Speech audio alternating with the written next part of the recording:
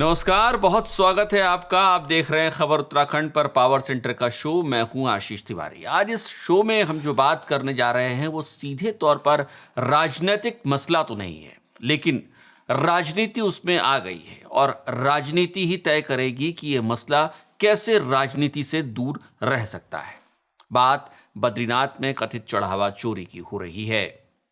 इस पूरे मसले में अब सियासत अपने चरम पर आने लगी है। अब सवाल पावर सेंटर के शो में हम यही उठा रहे हैं कि क्या भगवान के धाम को कम से कम राजनीति से दूर रखा जा सकता है, और अगर हां तो कैसे, क्या व्यवस्था बनाई जा सकती है। आज चर्चा इस शो में इसी पर करेंगे।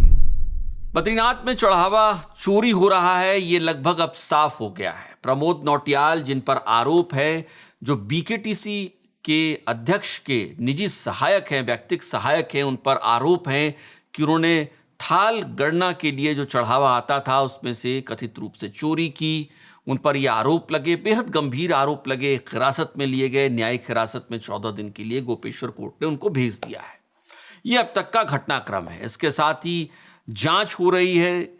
अधिकारियों की एक टीम बनाई गई है जो जांच कर रही है, जिसको बस अगले कुछ दिनों में अपनी जांच रिपोर्ट सौंप भी देनी है। इन सारी चीजों को एक तरफ रख दीजिए और बात कीजिए उस आस्था की, उस विश्वास की, उस ट्रस्ट की जो धाम में, चढ़ावे में, दान में होती है। क्या आपको यह नहीं लगता कि इस तरीके से चढ़ावा चोरी की जब खबरें आती हैं तो उसके बाद ये आस्था, ये विश्वास, ये दान, ये सब कुछ आहत होता है, चोटिल होता है।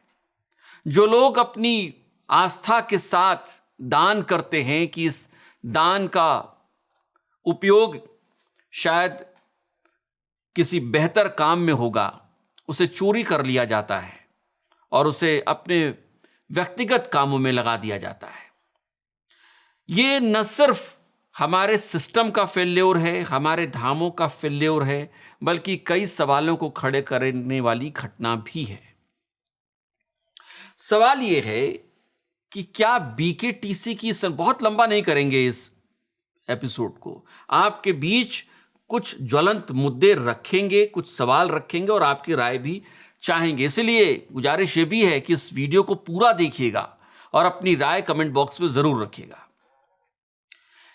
सवाल यह है कि क्या बीकेटीसी की संरचना में आमूल चूल परिवर्तन की अब जरूरत स्पष्ट रूप से महसूस होने लगी है। और जो सवाल हमने उठाया था पहले कि बद्रीनाथ चढ़ावा चोरी के मसले में जब सियासत आ गई है, तो सवाल यह भी है कि क्या सियासत आ गई है तो कोई ऐसी कोशिश की जा सकती है कि बद्रीनाथ या फिर इस तरीके से धामों से राजनीति को हमेशा के लिए दूर करने के लिए कोई कदम उठाया जा सके। क्या सरकार ऐसा कदम उठा पाएगी? अब इसके जवाब तलाशने की कोशिश करते हैं।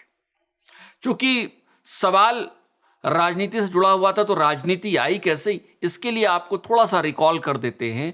बीकेटीसी के जो अध्यक्ष पद की कुर्सी होती है वो आमतौर पर राजनीतिक हस्तियों को दे दी जाती है। जिसकी सरकार होती है वो एक तरीके का पॉलिटिकल सेटलमेंट करती है अपने किसी एक नेता का, जिसको लगता है कि वो ठीक ठाक है, यहाँ पर बैठ सकता है, तो उसका एक पॉलिटिकल सेटलमेंट होता है और वहां पर उसको बीकेटीसी अध्यक्ष की कुर्सी दे दी जाती है। उसकी धार्मिक जो व्यवस्थाएं हैं उसमें उसकी योग्यता कितनी है ये बात दीगर है, लेकिन उसका पॉलिटिकल सेटलमेंट वहां हो जाता है और वो इसलिए हो जाता है क्योंकि उसकी राजनीतिक जो महत्वाकांक्षा है वो बड़ी है और उसकी एक तरीके से उसका प्रभाव राजनीति में अच्छा है। उसकी गोटी सेट है जिसकी सरकार है, और सरकार के साथ जिसकी गोटी सेट है और उसी पार्टी का है, तो उसे बीकेटीसी का अध्यक्ष बनाया जा सकता है। ये रिकॉल करने के लिए आपको बता रहा हूं, और ऐसा नहीं है कि ये नई बात है, ये हर सरकार में होता रहा है और इसको बदलने का साहस अभी तक तो किसी में दिखा नहीं है, चाहे वो कांग्रेस हो चाहे भारतीय जनता पार्टी हो। अब शायद बदला जा सके, उम्मीद कर सकते हैं। अब सवाल क्या है? सवाल वही है कि क्या बीकेटीसी की संरचना को बदला जा सकता है? कैसे बदला जा सकता है पूछा जाएगा। तो जो हमने सोचा कि क्या बीकेटीसी में सीधी भर्तियां हो, प्रोफेशनल्स को लिया जाए, रिटायर्ड प्रोफेशनल्स को लिया जाए, अगर बहुत व्यवस्था आपको करनी है, आप नहीं चाहते हैं कि डायरेक्ट सीधी भर्तियां हो, तो कम से कम ऐसे रिटायर्ड प्रोफेशनल लिए जाएं, सीधी भर्ती हो, बाकायदा विज्ञापन निकले, योग्यता निर्धारित हो, कम से कम न्यूनतम योग्यता तो निर्धारित कर दी जाए। अगर चार्टेड अकाउंटेंट को रखना है तो चार्टेड अकाउंटेंट हो, वो उसके पास वो डिग्री हो। अगर आपको इंटरनेट प्रोवाइडर रखना है, कोऑर्डिनेटर रखना है, तो कम से कम ऐसी व्यवस्था तो करिए कि न्यूनतम योग्यता ये हो कि वो कंप्यूटर में इंजीनियरिंग हो, इंटरनेट की जानकारी हो। कंप्यूटर ऑपरेटर और कोऑर्डिनेटर की बात का जिक्र इसलिए कर रहा हूं क्योंकि जो आरोपी हैं, उनकी जो एंट्री हुई थी, प्रवेश हुआ था उनका बीकेटीसी में, वो इंटरनेट कोऑर्डिनेटर के तौर पे ही हुआ था। सवाल यही है, आप प्रशासनिक अधिकारी रख रहे हैं, वित्तीय विशेषज्ञ रख रहे हैं, तो ऐसी योग्यता क्यों नहीं रख देते हैं और विज्ञापन क्यों नहीं निकाल देते हैं जो सीधे तौर पर सार्वजनिक विज्ञापन हो और लोग वहां पर अपना आवेदन कर सकें? क्या ऐसी व्यवस्था बीकेटीसी में लाई जा सकती है? क्या कुछ ऐसे प्रबंध हो सकते हैं? अगर हो जाएंगे, हमें लगता है, तो शायद बीकेटीसी इस तरीके के आरोपों और इस तरीके के पाप से भविष्य में बच पाए। क्योंकि अगर धामों में इस तरीके से चढ़ावा चोरी हो रहा है तो ये समूचे सिस्टम के पाप के तौर पर ही गिना जाएगा। कोई अकेला दोषी नहीं है। सिस्टम के ऊपर यह जिम्मेदारी थी कि आप निगहबानी करिए, निगरानी करिए, लेकिन आप नहीं कर पा रहे हैं तो दोष आपके सिर तो आएगा ही। कुछ हिस्सा तो आपको उस दोष का अपने सिर लेना ही पड़ेगा। धर्माचार्यों की नियुक्ति की जाए, धर्माचार्यों से कहा जाए कि आप इन व्यवस्थाओं को संभालिए, तो ऐसा क्यों नहीं हो रहा है? एक और सबसे बड़ा सवाल है, क्या बीकेटीसी जैसी जो संस्थाएं हैं उनको और ऑटोनोमस और जवाबदेह बनाया जा सकता है? क्या कोई ऐसी कोशिश की जा सकती है कि सरकार ऐसी व्यवस्था बनाए कि ये संस्थाएं और जवाबदेह हों पहले से और ज्यादा स्वायत्त हो सके? बहुत व्यवस्था में आमूलचूल परिवर्तन की जो बात हम बार बार कर रहे हैं, वो शायद इससे हो पाएगा। एक चीज जो हमने नोट की जब हम डिस्कस कर रहे थे कि इसका एक इंडिपेंडेंट, स्वतंत्र और एनुअल ऑडिट होना चाहिए बीकेटीसी का। ऐसी व्यवस्था होनी चाहिए। डिजिटल निगरानी कीजिए, सार्वजनिक रूप से उसकी ऐसी व्यवस्था कीजिए कि वो डिजिटल निगरानी भले ही बीकेटीसी के ही लोग देख सके, लेकिन हमेशा स्क्रीन पर उसको देखा जा सके। अगर चढ़ावा गिना जा रहा है तो उसकी व्यवस्था ऐसी हो कि उसे डिजिटल स्क्रीन पर एक बड़े पैमाने पर कंटिन्यू, निरंतर उसको देखा जा सके, उसको मॉनिटर किया जा सके। एक इन्वेंट्रीज जो होती है, उन इन्वेंट्रीज का पूरा लाइव इन्वेंट्री सिस्टम डिजिटल बनाया जा सकता है। हो सकता है अगर आपके मन में इच्छा है कि हम बीकेटीसी की व्यवस्था को पारदर्शी बनाएं, तो आप ये सब कुछ कर सकते हैं। डिजिटली उनको इतना इनहेंस कर सकते हैं, उनको और बेहतर बना सकते हैं कि दोबारा कभी बीकेटीसी पर आरोप न लगे इस तरीके के महापाप का।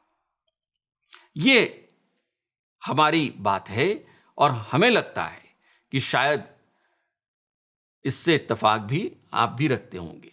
लेकिन जो आखिरी सवाल जो बहुत जरूरी है और जो थंबनेल में भी हमने लिखा है कि क्या पॉलिटिकल सेटलमेंट हो रहा है बीकेटीसी में, और अगर हो रहा है तो क्या सरकार इसे किसी तरीके से रोक पाने में सक्षम हो पाएगी?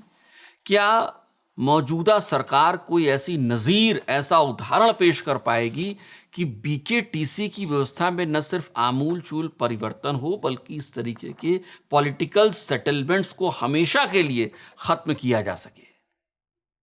ये पॉलिटिकल टूरिज्म की जगह तो है नहीं कि आपकी अच्छी चल रही है, आपने बातचीत की और आपका सेटलमेंट हो गया, बीकेटीसी में आप 3 साल के लिए अध्यक्ष बना दिए गए। कोई पारदर्शिता नहीं है, कोई जवाबदेही नहीं है।